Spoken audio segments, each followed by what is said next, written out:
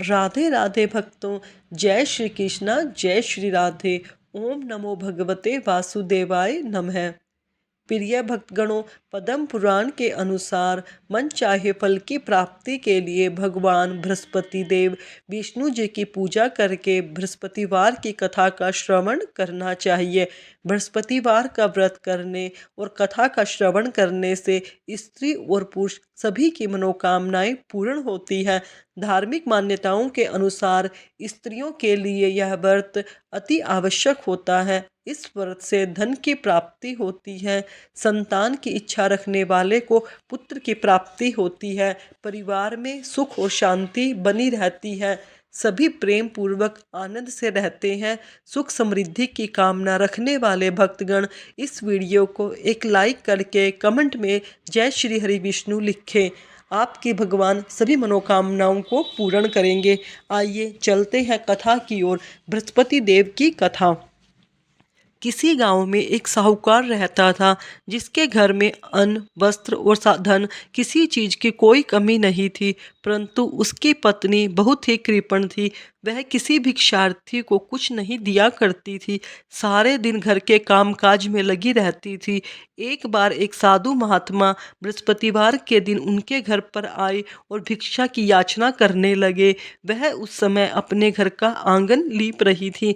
इस कारण साधु महात्मा से कहने लगी, महाराज, इस समय तो मैं घर का आंगन लीप रही हूँ, आपको कुछ नहीं दे सकती, फिर किसी समय आ जाना।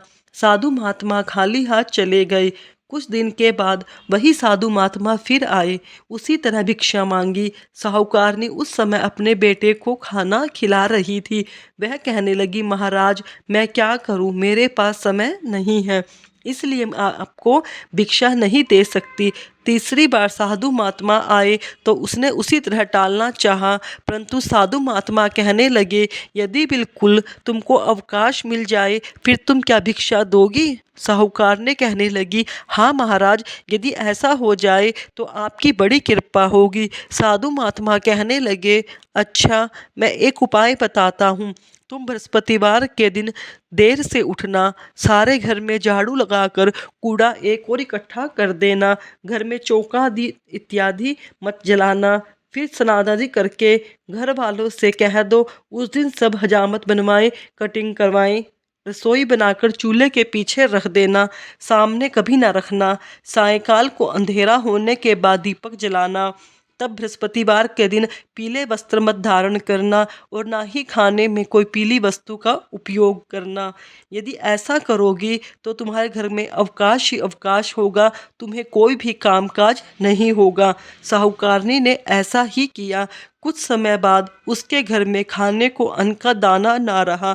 थोड़े ही दिनों में वही साधु महात्मा फिर आए और भिक्षा मांगी। साहूकारनी ने कहा, महाराज, मेरे घर में खाने को अन्न नहीं है, आपको कहाँ से दूं? तब साहूकार महात्मा ने कहा, जब तुम्हारे घर में सब कुछ था जब तब भी तुम कुछ नहीं देती थी, अब पूरा पूरा अवकाश है तब भी तुम कुछ नहीं देती हो, तुम क्या चाहती हो वह कहो। तब साहूकारनी ने हाथ जोड़कर प्रार्थना की, महाराज, अब आप कोई ऐसा उपाय बताएं जिससे पहले के जैसे धन धान्य हो जाए। अब मैं प्रतिज्ञा करती हूँ कि मैं किसी भी याचक को बिना भिक्षा दिए नहीं भेजूंगी।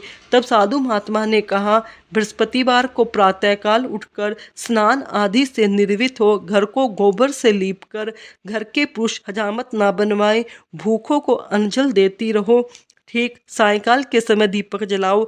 यदि ऐसा करोगी तो तुम्हारी सब मनोकामनाएं भगवान विष्णु की कृपा से पूर्ण होंगी। साहूकारनी ने ऐसा ही किया। भगवान विष्णु की कृपा से उसके घर में धन धान्य की वृद्धि हो गई, पूरा घर पहले के जैसा हो गया। भगवान विष्णु तो बस भक्तों के दिल का प्रेम भाव देखते हैं, उन्हें पैसे से क्या काम। तो भगवान की कृपा से उनके घर में सब धन धान्य पहले के जैसा हो गया। बोलो विष्णु भगवान की जय।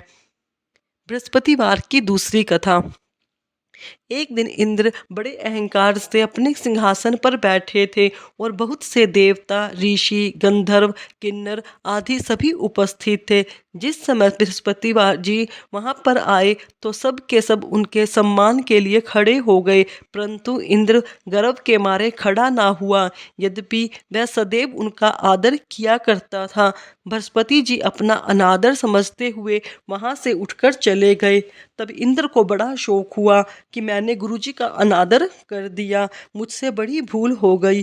गुरुजी के आशीर्वाद से ही मुझे यह सब वैभव प्राप्त है, उनके क्रोध से सब नष्ट हो जाएगा, इसलिए उनके पास जाकर मुझे क्षमा याचना करनी चाहिए। ऐसा विचार कर इंद्र उनके स्थान पर गए।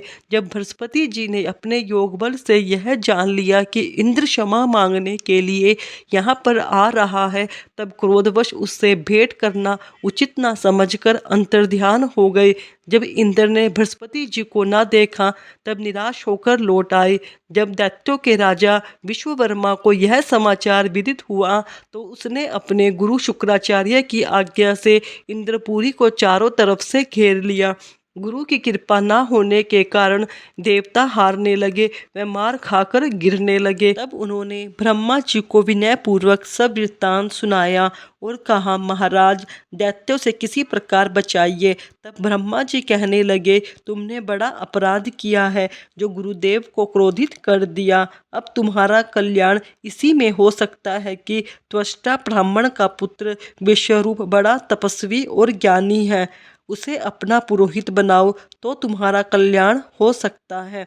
यह सुनते ही इंद्र त्वष्टा के पास गए और बड़े विनीत भाव से त्वष्टा से कहने लगे, आप हमारे पुरोहित बन जाइए जिससे हमारा कल्याण हो।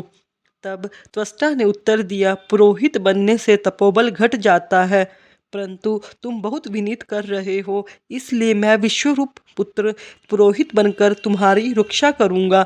विश्वरूप ने पिता की आज्ञा से पुरोहित बनकर ऐसा यत्न किया कि हरि इच्छा से इंद्र विश्ववर्मा को युद्ध में जीतकर अपने इंद्रासन पर बैठ गया। विश्वरूप के 3 मुख थे, एक मुख से वह सोमलती रस्सा कर निकालकर पीते थे, दूसरे मुख से वह मदिरा पीते और तीसरे मुख से अन्न आदि भोजन ग्रहण करते थे। इंद्र ने कुछ दिनों के बाद कहा, मैं आपकी कृपा से यज्ञ करना चाहता हूँ। जब विश्वरूप की आज्ञा अनुसार यज्ञ प्रारंभ हो गया तब एक दैत्य ने विश्वरूप से कहा, तुम्हारी माता दैत्य की कन्या है, इस कारण हमारे कल्याण के निमित्त एक आहुति दैत्यों के नाम पर भी दिया करो तो अति उत्तम बात है। विश्वरूप उस दैत्य का कहा मानकर आहुति देते समय दैत्य का नाम धीरे से लेने लगा। इसी कारण यज्ञ करने से देवताओं का तेज नहीं बढ़ा। इंद्र ने यह वृत्तांत जानने की क्रोधित होकर विश्वरूप के 3 सिर काट डाले। मद्यपान करने वाले से भंवरा, सोमपल्ली पीने वाले से कबूतर और अन्न खाने वाले मुख से तीतर बन गया। विश्वरूप के मरते ही इंद्र का स्वरूप ब्रह्महत्या के प्रभाव से बदल गया। देवताओं के 1 वर्ष पश्चाताप करने पर भी ब्रह्महत्या का वह पाप न छूटा तो सब देवताओं ने प्रार्थना करने पर ब्रह्मा जी बृहस्पति जी सहित वहां पर आए। उस ब्रह्महत्या के 4 भाग किए, उसमें से 1 भाग पृथ्वी को दिया। इसी कारण कहीं धरती ऊंची नीची और बीज बोने लायक भी नहीं होती। साथ ही ब्रह्मा जी ने यह वरदान दिया, जहाँ पृथ्वी में गड्ढा होगा कुछ समय पाकर वह स्वयं भर जाएगा। दूसरे वृक्षों को दिया जिससे उनसे गोंद भरकर बहता है, इस कारण गूगल के अतिरिक्त सब गोंद अशुद्ध समझे जाते हैं। वृक्षों को यह भी वरदान दिया कि ऊपर से सूख जाने पर वह जड़ से फिर फूट जाएगा। तीसरा भाग स्त्रियों से दिया, इसी कारण स्त्रियां हर महीने रजस्वला होकर पहले दिन चंडालनी, दूसरे दिन भ्रमघातनी, तीसरे दिन धोबिन के समान रहकर चौथे दिन शुद्ध होती हैं और संतान प्राप्ति का उनको वरदान दिया। चौथा भाग जल को दिया जिससे फेन और शिवाल आदि जल के ऊपर आ जाते हैं। जल को यह वरदान भी मिला कि जिस चीज में डाला जाएगा वह बोझ में बढ़ जाएगा। इस प्रकार इंद्र को ब्रह्म हत्या पाप से मुक्त किया। जो मनुष्य इस कथा को पढ़ता है या सुनता है उसके सब पाप बृहस्पति जी महाराज की कृपा से नष्ट हो जाते हैं। बृहस्पति देव तो अपने भक्तों पर हमेशा दया ही करते हैं, इसलिए हमें बृहस्पतिवार के दिन कथा को अवश्य श्रवण करना चाहिए। हमने अगर व्रत रखा है तो कथा अवश्य श्रवण करेंगे। अगर हमें व्रत ना भी रखा हो तो भगवान विष्णु की कृपा पाने के लिए हमें बृहस्पतिवार के दिन बृहस्पति देव जी की कथा का श्रवण करना चाहिए।